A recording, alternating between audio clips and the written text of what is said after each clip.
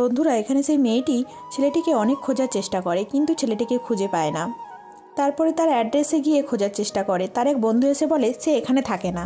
মেয়েটি হতাশ হয়ে সেখান থেকে ফিরে আসে। রাস্তা দিয়ে আস্তে আস্তে সে তার ছেলেটির কথা ভাবতে থাকে এবং কল্পনার জগতে ভাসতে থাকে। যখনই সে ছেলেটিকে চোখের সামনে দেখতে পায় না, তখনই তার মন খারাপ হয়ে যায়। পরের দিন সকালবেলা যখন সে বন্ধুর সঙ্গে বেরিয়েছিল রাস্তায়, তখনই সে দেখতে পায় সেই ছেলেটি একটি গিটার নিয়ে গান করছে। আসলে সেটি ছিল তার কল্পনা। সে চারদিকেই সেই ছেলেটিকে দেখতে পাচ্ছে। পরের দিন সন্ধ্যেবেলায় সে যখন পার্কে গিয়েছিল, তখনই দেখতে পায় সেই ছেলেটি সামনে থেকে আসছে। মেয়েটি তখন সঙ্গে সঙ্গে ছেলেটির কাছে যায় এবং ছেলেটিকে বলে আমার ভুল হয়ে গেছে এবং আমি তোমাকে ছাড়া থাকতেই পারবো না।